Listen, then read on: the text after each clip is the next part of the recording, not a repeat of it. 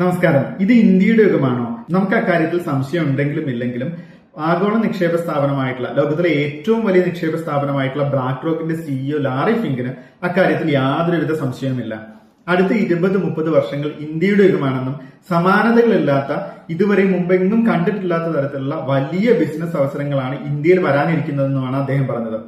ഇന്ത്യയുടെ ആ വളർച്ചയുടെ ഭാഗമാകാൻ, ആ വളർച്ചയുടെ ഗുണഭോക്താക്കളാകാൻ ഓരോ ഇന്ത്യൻ പൗരനും സാധിക്കണമെന്നുള്ള ആഹ്വാനം കൂടി നൽകിയിട്ടാണ് ബ്ലാക്ക് റോക്കിന്റെ സിഇഒ മടങ്ങിയത്. നമ്മുടെ റിലയൻസ് ഇൻഡസ്ട്രീസിന്റെ അധിപൻ മുകേഷ് അംബാനിയുമായി നടത്തിയ ഫയർ സൈഡ് ചാറ്റിലായിരുന്നു ബ്ലാക്ക് റോക്ക് സിഇഒയുടെ പരാമർശങ്ങളെല്ലാം. എന്തായാലും ഇതെല്ലാം മുൻകൂട്ടി കണ്ടിട്ടായിരിക്കും അടുത്തിടെ ബ്ലാക്ക് റോക്ക് മുകേഷ് അംബാനിയുടെ റിലയൻസ് ഇൻഡസ്ട്രീസുമായി ചേർന്ന് ജിയോ ബ്ലാക്ക് റോക്ക് എന്ന പേരിലുള്ള ധനകാര്യ സേവന സ്ഥാപനത്തിന് തുടക്കമിട്ടത്. ജിയോ ബ്ലാക്ക് റോക്കിന്റെ പ്രവർത്തനങ്ങൾക്ക് ഉത്തേജനം നൽകുന്നതിന്റെ കൂടി ഭാഗമായിട്ടാണ് ബ്ലാക്ക് റോക്ക് സിഇഒ ഇന്ത്യ സന്ദർശിച്ചത്.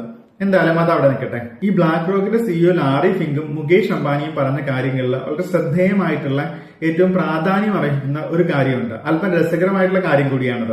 ഇന്ത്യക്കാർക്ക് പൊതുവെ സ്മാർട്ട് ആയിട്ടുള്ള നിക്ഷേപശീലത്തെക്കാളും സമ്പാദ്യശീലമാണ് കൂടുതലെന്നാണ് മുകേഷ് അംബാനിയുടെയും ബ്ലാക്ക് റോക്ക് സിഇഒയുടെയും വിലയിരുത്തൽ. അതായത് $30 ട്രില്യൺ ഇന്ത്യ വളരുമെന്നാണ് ആഗോള നിക്ഷേപ സ്ഥാപനങ്ങളുടെയും ലാറി ഫിങ്കിനെ പോലുള്ള വിദഗ്ധരുടെയും എല്ലാം വിലയിരുത്തൽ. അത്രയും വലിയ തോതിലേക്ക് നമ്മൾ വളരുമ്പോൾ അതിന്റെ ഗുണഭോക്താക്കളാകാൻ രാജ്യത്തെ പൗരന്മാർക്ക് സാധിക്കണമെങ്കിൽ നമ്മുടെ സമ്പാദ്യശീലത്തിൽ വ്യക്തമായിട്ടുള്ള മാറ്റം വരണമെന്നാണ് ഇവരെല്ലാം ആഹ്വാനം ചെയ്യുന്നത്. തന്റെ യുക്തിക്ക് ചേർന്ന ഒരു വിശദീകരണം കൂടി ലാറി ഫിങ്ക് അതിന് നൽകുകയുണ്ടായി.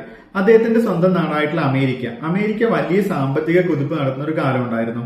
ആ കാലത്ത് പരമ്പരാഗത നിക്ഷേപ ഉപകരണങ്ങളായിട്ടുള്ള ബാങ്ക് FD പോലെയുള്ള ബാങ്കിന്റെ ഫിക്സഡ് ഡിപ്പോസിറ്റ് പോലെയുള്ള മാർഗങ്ങളിൽ നിക്ഷേപം നടത്തിയിട്ടുള്ള സമ്പാദ്യക്കാരെക്കാളും എത്രയോ മടങ്ങ് നേട്ടമാണ് അമേരിക്കയുടെ കുതിപ്പിനനുസൃതമായിട്ട് ഓഹരി വിപണിയിലും മ്യൂച്വൽ ഫണ്ട് അധിഷ്ഠിതമായിട്ടുള്ള പദ്ധതികളിലുമെല്ലാം നിക്ഷേപം നടത്തിയ ആളുകളുടെ സമ്പത്തിലുണ്ടായതെന്നാണ് ലാറി ഫിങ്ക് പറഞ്ഞത്. സോ രാജ്യം വളരുന്ന സമയത്ത് ഇതുപോലെയുള്ള നിക്ഷേപ ഉപകരണങ്ങളിൽ നിക്ഷേപിക്കുന്ന ആളുകൾക്ക് വലിയ നേട്ടം, സമാനതകളില്ലാത്ത നേട്ടം, അവരുടെ ലൈഫിലെ വൺസ് ഇൻ എ ഓപ്പർച്യൂണിറ്റി പോലെയുള്ള നേട്ടങ്ങളായിരിക്കും ഉണ്ടാവുകയെന്നും അത്തരത്തിലുള്ള ശീലത്തിലേക്ക് നമ്മൾ മാറണമെന്നുമാണ് അദ്ദേഹം ആഹ്വാനം ചെയ്തത്.